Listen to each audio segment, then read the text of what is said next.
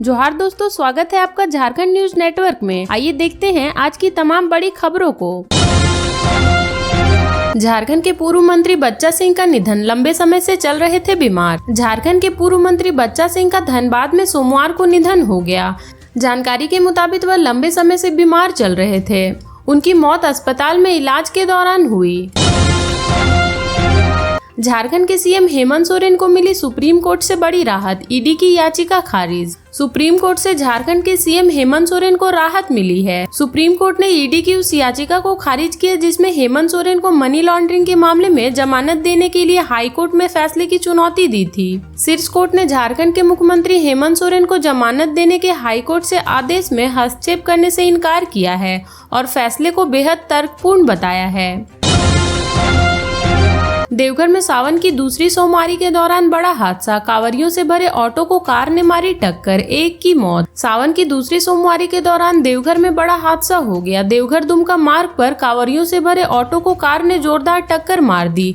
इस घटना में एक कांवरिये की मौत हो गई, जबकि 11 लोग घायल हो गए हैं। सभी घायलों को सदर अस्पताल में भर्ती कराया गया है। घटना मोहनपुर प्रखंड के हिरनाटाड़ गांव के पास हुई है। मृतक की पहचान यूपी के गाजीपुर जिले के निवासी राहुल निषाद के रूप में हुई है। जानकारी के मुताबिक देवघर दुमका मार्ग पर चौपा मोड़ के आगे हिरनाटाड़ के पास एक कार ने आगे जा रहे ऑटो को जोरदार टक्कर मार दी। बताया जाता है कि ऑटो में कांवरिये बैठे हुए थे, वह जलार्पण के लिए जा रहे थे। इस दौरान हादसा हो गया। टक्कर इतनी जोरदार थी कि ऑटो सामने स्थित एक पेड़ से टकराते हुए गड्ढे में जा गिरी। इस घटना में उत्तर प्रदेश गाजीपुर जिले के भलपुरा निवासी राहुल निषाद की मौत हो गई, जबकि 11 कांवरिये घायल हो गए। इस सड़क दुर्घटना के बाद स्थानीय लोगों की घटना स्थल पर भीड़ लग गई। इसके बाद सभी को आनन फानन में सदर अस्पताल में भर्ती कराया गया, जहां एक कांवरिये की स्थिति गंभीर बताई जा रही है। वहीं पुलिस ने शव को पोस्टमार्टम के लिए भेज दिया।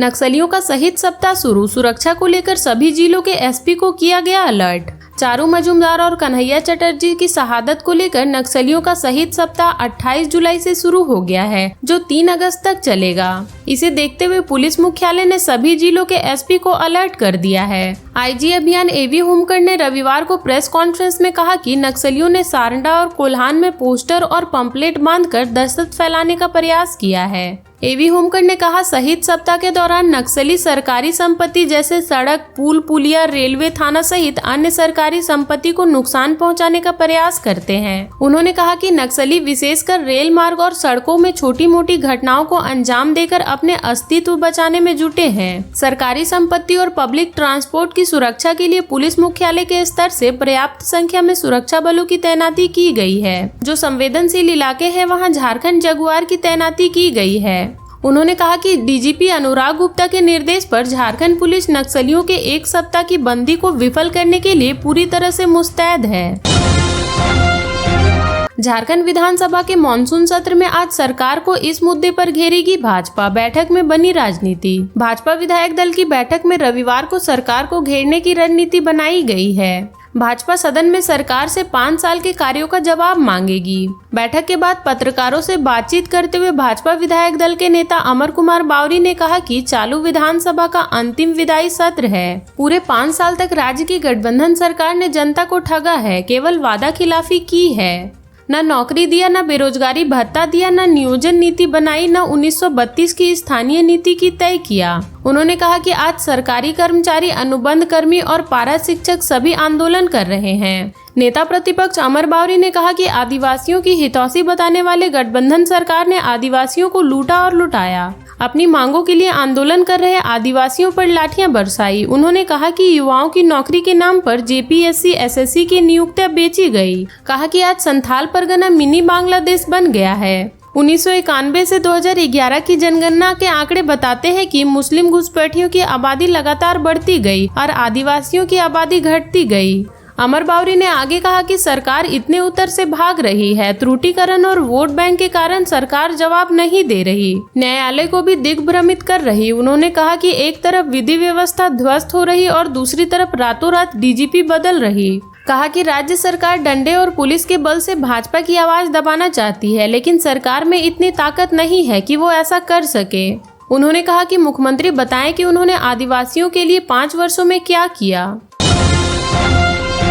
SNMMCH को मिले 46 इंटर्न, आज से अस्पताल में देंगे सेवा। डॉक्टरों की कमी झेल रहे शहीद Nirmal Mahato medical college and hospital को 46 इंटर्न चिकित्सक मिले। ये सभी मेडिकल कॉलेज से इसी वर्ष पास आउट हुए हैं। सभी इंटर्न्स डॉक्टर 2 साल तक अस्पताल में सेवा प्रदान करेंगे। इससे पहले झारखंड रजिस्ट्रेशन मेडिकल काउंसिलिंग की ओर से सभी मेडिकल स्टूडेंट का निबंधन किया गया है। इधर इंटर्न्स डॉक्टरों के मिलने से चिकित्सकों की कमी की मार झेल रहे अस्पताल को थोड़ी राहत मिली है। अस्पताल में लगभग 40% डॉक्टर कम है। फर्जी लाइसेंस मामले में पुलिस पहुंची, नहीं मिले सिटी हॉस्पिटल के संचालक। फर्जी MBBS की डिग्री मामले में अब ज्ञान मुखर्जी रोड स्थित सिटी हॉस्पिटल के संचालक डॉक्टर मनोज कुमार 18 लाख रुपए किराया बकाया मामले में फंस गए हैं। फर्जी लाइसेंस के आधार पर हॉस्पिटल का संचालन करने के मामले में स्वास्थ्य विभाग ने केंद्र को बंद कर जांच शुरू कर दी है। रविवार को सिटी हॉस्पिटल में लगा ताला टूटा मिला, वहीं हॉस्पिटल में रखे सामान भी गायब थे। सिटी हॉस्पिटल किराए के मकान पर चल रहा था। स्वास्थ्य विभाग की जांच शुरू होने के बाद मकान मालिक रामध्वज पांडे ने 18 लाख रुपए किराया बकाया होने का आरोप लगाया है। आज हॉस्पिटल का ताला टूटा देख मकान मालिक ने इसकी शिकायत धनबाद पुलिस से की। इसके बाद पुलिस पहुंची और हॉस्पिटल में फिर से ताला जड़ दिया। फर्जी तरीके से 2020 में स्वास्थ्य विभाग से CA का लाइसेंस लेकर डॉक्टर मनोज कुमार हॉस्पिटल का संचालन कर रहे थे। दिसंबर 2021 में CA लाइसेंस फेल हो गया। बाद में पता चला कि सदर अस्पताल के हड्डी रोग विशेषज्ञ डॉक्टर मुकेश प्रसाद के नाम पर उन्हें लाइसेंस निर्गत किया गया है, लेकिन डॉक्टर मुकेश कुमार को इसकी जानकारी तक नहीं थी। 10 साल से फाइलों में अटका एलिफेंट कॉरिडोर का प्रस्ताव, जान माल को नुकसान पहुंचा रहे हाथी। गिरिडीह, दुमका व जामताड़ा से सटे जिले के ग्रामीण इलाकों में अक्सर हाथियों के उत्पात की खबरें मिलती रहती है। खासकर टुंडी, पूर्वी टुंडी, तोपचांची व आसपास के इलाकों में साल के लगभग 6 महीने हाथियों के आने और उत्पात मचाने की सूचनाएं मिलती रहती है। इसकी चपेट में आकर अब तक कई लोग अपनी जान गंवा चुके हैं। वहीं संपत्ति व फसलों की भी भारी नुकसान हुआ है। किसी तरह वन विभाग और ग्रामीण मिलकर हाथियों को गांव से भगा पाते हैं। वहीं हाथियों को गांव में घुसने से रोकने और उनके सुरक्षित आवागमन को लेकर प्रस्तावित एलिफेंट कॉरिडोर योजना अब तक फाइलों में सिमटी हुई है। यदि इस योजना को धरातल पर उतारा जाता तो कई लोगों का जान बच सकती थी। गांव में हाथियों का प्रवेश रोकने व हाथियों को सुरक्षित स्थान देने के लिए साल 2013 व 14 में 3000 हेक्टेयर क्षेत्र में फैले टुंडी पहाड़ में हाथियों के लिए कॉरिडोर बनाने की योजना धनबाद वन प्रमंडल में बनाई थी, लेकिन इसके लिए 9 करोड़ 55 लाख रुपए का बजट बनाया गया था। प्रस्ताव तैयार कर मुख्यालय को भेजा गया, लेकिन योजना से संबंधित प्रस्ताव फाइलों में ही दबकर रह गई। हाथियों से होने वाले नुकसान को ध्यान में रख धनबाद वन प्रमंडल की ओर से एलिफेंट कॉरिडोर बनाने के लिए राज्य व केंद्र सरकार को 3 बार प्रस्ताव तैयार कर भेजा गया। पहला प्रस्ताव 2013-14 में भेजा गया था। इसके बाद 2018-19 व अंतिम बार 2023 दिसंबर माह में भेजा गया। वन विभाग के भेजे गए प्रस्ताव में हाथियों के झुंड से लगातार होने वाले जान माल के नुकसान का हवाला दिया गया था। हाईवा एसोसिएशन के आंदोलन के दौरान मारपीट, वाहनों में तोड़फोड़। निरसा हाईवा परिवहन स्वावलंबी सरकारी समिति के आंदोलन के दौरान शनिवार की रात कुछ असामाजिक तत्वों ने उत्पात मचाया। इस दौरान निरसा जामताड़ा रोड स्थित सिंदरी मोड़, धनबाद, तेतुलमारी क्षेत्र में कई हाईवा में तोड़फोड़ की गई। वहीं 2 हाईवा के खलासी को मारपीट कर गंभीर रूप से घायल कर दिया। इसमें एक खलासी तेतुलमारी निवासी कृष्णा नामक की स्थिति गंभीर है। उनका इलाज चौधरी नर्सिंग होम कतरास में चल रहा है। इधर इस घटना में विरोध के बाद धनबाद, कतरास, तेतुलमारी के हाईवा मालिकों ने निरसा क्षेत्र की 1 दर्जन से अधिक गाड़ियों को उसी क्षेत्र में कोलियोरी में जबरन रोक दिया। बाद में दोनों पक्ष के प्रबुद्ध लोग के बीच गोविंदपुर में रविवार की देर शाम बैठक हुई। पीड़ित हाईवा मालिकों ने मारपीट करने वाले लोगों के खिलाफ प्राथमिकी दर्ज करने की बात कही। कहा कि संगठन अपने स्तर से इसकी जांच कर रहा है, जो भी दोषी होगा उस पर कार्रवाई होगी। इधर निरसा हाईवा परिवहन स्वावलंबी सरकारी समिति ने मंगलवार को रेल रोको आंदोलन शुरू करने का अल्टीमेटम दिया है। इसे लेकर रविवार की देर शाम प्रबंधन पक्ष के खिलाफ नारेबाजी की गई। हाईवा मालिकों का एक समूह सांसद ढूलू महतो एवं दूसरा समूह पूर्व सांसद अरूप चटर्जी से मिलकर समस्या पर बात की। BCCL व टाटा सीज व कोलवरी को मिला पुरस्कार। BCCL open cast coal company के कैटेगरी में कतरास एरिया चेतुडी कोलवरी को तृतीय पुरस्कार मिला, जबकि भूमिगत खदान श्रेणी के टाटा सीज व कोलवरी को दूसरा पुरस्कार मिला।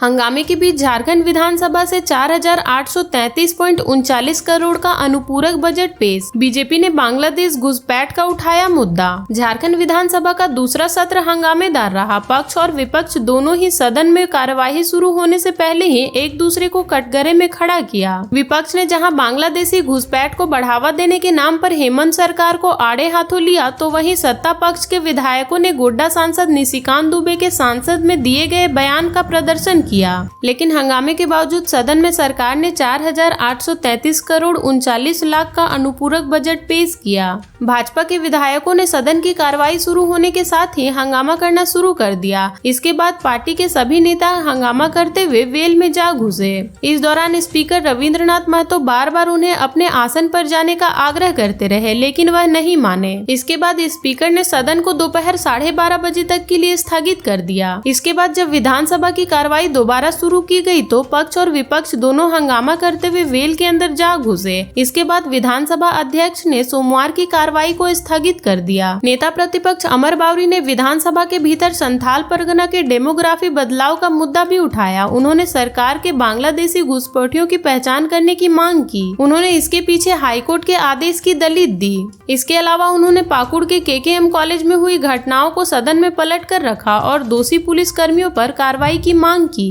सदन की कार्रवाई शुरू होने से पहले ही भाजपा ने बांग्लादेशी घुसपैठ के मुद्दे पर सरकार को घेरना शुरू कर दिया था। वे सदन की सीढ़ियों पर प्रदर्शन करते नजर आए। पार्टी विधायकों के हाथ में एक तख्ती थी जिसमें मुस्लिम त्रुटिकरण बंद करो, आदिवासी बहनों के साथ खिलवाड़ करना बंद करो, बांग्लादेशी घुसपैठियों को आरक्षण देने वाले हेमंत सरकार शर्म करो जैसे नारे लिखे हुए थे।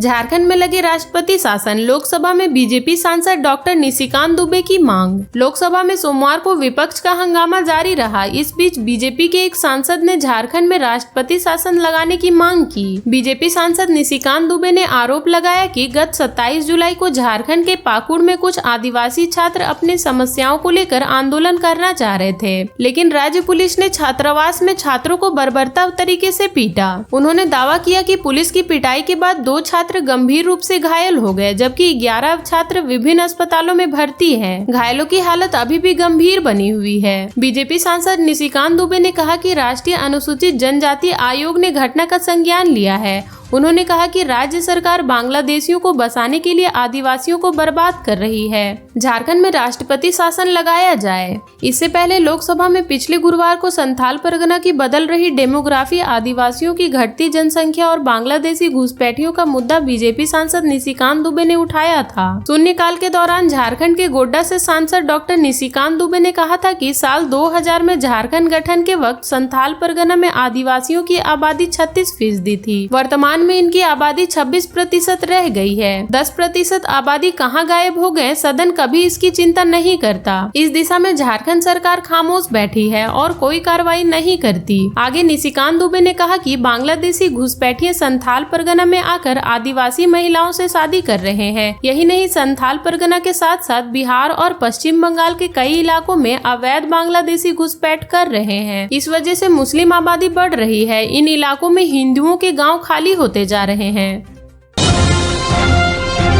हत्या के 10 दिन बाद भी शूटर पुलिस की गिरफ्त से बाहर। शंकर रवानी हत्याकांड के 10 दिन गुजर गए, आज भी पुलिस के हाथ खाली हैं। पुलिस अभी तक मुख्य साजिशकर्ता व शूटर के बीच की कड़ी व शंकर की रैकी करने वाले व्यक्तियों की ही गिरफ्तारी कर पाई है। कॉन्ट्रैक्ट किलर की पहचान बोकारो पुलिस ने कर ली है। सभी शूटर बिहार के मोकामा के रहने वाले हैं। इसके बाद भी अभी तक पुलिस की पकड़ से दूर हैं। पिछले 10 दिन में एसपी की SIT टीम कई बार बिहार के मोकामा का चक्कर लगा चुकी है, लेकिन बोकारो पुलिस को शूटर हाथ नहीं लगा है। बोकारो SP पूज्य प्रकाश की SIT टीम में शामिल पुलिस पदाधिकारी फिर से एक बार शूटर को दबोचने के लिए तैयार जुटे हैं। हेमंत सरकार ने स्थानीय हितों को दरकिनार किया। आजसू पार्टी के सुप्रीमो सुदेश महतो ने कहा कि बड़े बड़े वादे कर सत्ता में आए हेमंत सोरेन ने स्थानीय हितों का दरकिनार किया है। अब इस सरकार को उखाड़ फेंकने का समय आ गया है। श्री महतो पार्टी की ओर से रविवार को चंद्रकियारी में आयोजित चूल्हा प्रमुखों के सम्मेलन को संबोधित कर रहे थे। उन्होंने कहा कि हेमंत बंगाल के मुख्यमंत्री ममता बनर्जी की तरह लोगों की सहानुभूति बटोरना चाहते हैं, इसलिए आजकल वह खुद को बेचारा दिखाने का प्रयास कर रहे हैं। हैं। श्री महतो ने कहा कि 5 साल में गठबंधन की सरकार स्थानीय नियोजन व विस्थापन नीति नहीं बना पाई। राजनीति सेवा का माध्यम है, जो परिवार समाज के कष्ट को समझेगा वही हमारा अधिकार दिला सकता है। बोकारो से बाहर गया था परिवार, बंद आवास से 1 लाख की संपत्ति चोरी। बीएससीटी थाना क्षेत्र के सेक्टर 1C आवास संख्या 767 निवासी नीरज कुमार कंदवे के बंद आवास से बीते रात चोरों ने नकदी सहित 1 लाख रुपए के सामान की चोरी कर ली। इस संबंध में गृह स्वामी ने बीएससीटी थाना में प्राथमिकी दर्ज कराई है। मामले में कहा गया कि वे सपरिवार किसी समारोह में बोकारो से बाहर गए हुए थे। शनिवार को जब वे बोकारो पहुंचे तो घर का ताला टूटा हुआ था। घर के अंदर रखा अलमीरा खुला था, जिसमें से 15,000 रुपए नगद व सोने और चांदी के सामान गायब थे। पुलिस मामला दर्ज कर जांच कर रही है। चंदन कियारी में धड़ल्ले से चल रहा है अवैध बालू उत्खनन व तस्करी। चंदन कियारी प्रखंड में अवैध रूप से बालू का उत्खनन व तस्करी धड़ल्ले से हो रही है। प्रखंड स्थित दामोदर नदी, गोवाई नदी व इजरी नदी से बालू का उठाव कर विभिन्न क्षेत्रों में प्रति ट्रैक्टर 2,000 रुपए और प्रति हाईवा 20 से 25,000 रुपए में बेचा जा रहा है। बालू तस्कर जगह जगह बालू का अवैध रूप से भंडारण किए हुए हैं। धनबाद जिले के सुदामडी थाना क्षेत्र अंतर्गत दामोदर नदी से ट्रैक्टर से बालू का उठाव किया जाता है। साथ ही भोजू डीओपी क्षेत्र के गोवाई नदी, चंद्र कियारी क्षेत्र के बिरखाम गोवाई नदी व इजरी नदी से बालू का उठाव विभिन्न स्थानों पर अवैध तरीके से भंडारण किया जाता है। ट्रैक्टर से बालू का उठाव कर स्टॉक लाइसेंस प्राप्त कर स्टॉक पर भंडारण किया जाता है। बालू तस्कर सरकारी योजना के तहत चल रहे विभिन्न योजनाओं में बालू सप्लाई करते हैं। सरकारी योजनाओं के संवेदन सुरक्षा के लिए बंगाल का चालान का इस्तेमाल करते हैं। सरकार द्वारा कई वर्षों से बालू घाटों का आवंटन नहीं किया गया है। सरकार के निर्देशानुसार अक्टूबर माह तक बालू उठाव पर प्रतिबंध लगा हुआ है। खनन विभाग द्वारा अवैध बालू परिचालन के खिलाफ छापेमारी की सूचना माफियाओं को पूर्व में ही हो जाती है, जिससे कुछ घंटे पहले परिचालन बंद हो जाता है। झारखंड का विकास करना है तो आदिवासियों का उत्थान जरूरी। पूर्व केंद्रीय मंत्री संतोष गंगवार झारखंड के नए गवर्नर नियुक्त किए गए हैं। गंगवार भाजपा के दिग्गज नेता है। उत्तर प्रदेश के बरेली सीट पर इनकी मजबूत पकड़ रही है। श्री गंगवार वहां से 8 बार चुनाव जीत चुके हैं। वर्ष 1989 से 2009 तक वह लगातार 6 बार चुनाव जीत चुके हैं। अब श्री गंगवार को केंद्र सरकार ने नई जवाबदेही दी है। वह झारखंड के विकास को लेकर विजन रखते हैं। झारखंड की समस्याओं के प्रति संवेदनशील हैं। झारखंड के नवनियुक्त राज्यपाल संतोष गंगवार ने कहा कि राज्य का समग्र विकास होना चाहिए। इसके लिए आदिवासी समुदाय का उत्थान जरूरी है। समाज के अंतिम पायदान पर बैठे व्यक्ति तक पहुंचने का प्रयास करेंगे। श्री गंगवार ने कहा कि उनका झारखंड बहुत आना जाना नहीं है। अब नई जवाबदेही मिली है तो झारखंड पहुंच रहा हूं। उन्होंने कहा कि सरकार और झारखंड के प्रति बेहतर सोच रखने वाले के साथ समन्वय बनाकर काम करना है। श्री गंगवार ने कहा कि वह झारखंड के विकास के लिए लगातार प्रयास करेंगे। उन्होंने बताया कि वह सोमवार को दिल्ली जाएंगे, इसके बाद झारखंड जाएंगे। श्री गंगवार ने कहा कि वह 30-31 जुलाई को झारखंड आ सकते हैं। नवनियुक्त राज्यपाल ने कहा कि वह पहले झारखंड की मूल समस्याओं को समझेंगे। राज्यपाल के रूप में उनको अपने अधिकार और कर्तव्य का एहसास है। लोकतांत्रिक व्यवस्था सही तरीके से चले, शासन प्रशासन काम करे, यही जिम्मेवारी है। व्यवस्था नियंत्रित रहे, जनहित में काम करे, इसे ही देखना है। यह पूछे जाने पर कि झारखंड आदिवासी बहुल क्षेत्र है, राज्य के विकास को लेकर क्या प्राथमिकता है, इस पर उन्होंने कहा कि मैं रांची जल्द आ रहा हूँ। झारखंड के विकास में हमारी जितनी भूमिका होनी चाहिए उसमें कोई कोर कसर नहीं छोड़ा जाएगा। किसी भी देश समाज की तरक्की के लिए समाज जन को आगे बढ़ाने की जरूरत है। विकास को सही दिशा होनी चाहिए, परिणाम जरूर मिलेगा।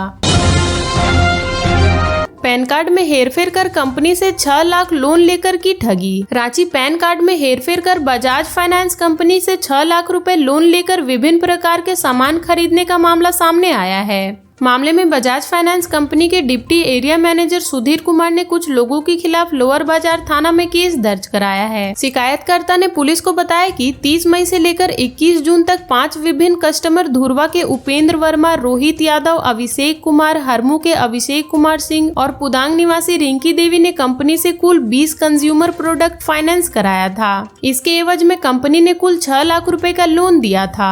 शिकायतकर्ता ने आगे पुलिस को बताया कि ग्राहकों द्वारा जब नियमित किस्त जमा नहीं किया गया तब ग्राहकों का सत्यापन कराया गया। इसके लिए लोन लेने के दौरान ग्राहकों द्वारा दिए गए पैन कार्ड और फोटो के आधार पर सत्यापन किया गया। तब पता चला कि लोन देने के दौरान जिस व्यक्ति ने खुद को उपेंद्र वर्मा बताया था वह असल में उपेंद्र यादव है। जब मामले में उपेंद्र यादव से पूछताछ की गई तब उन्होंने बताया कि लोन देने वाला रोहित यादव उनका साला है, जबकि अन्य कस्टमर उनके जान पहचान के हैं।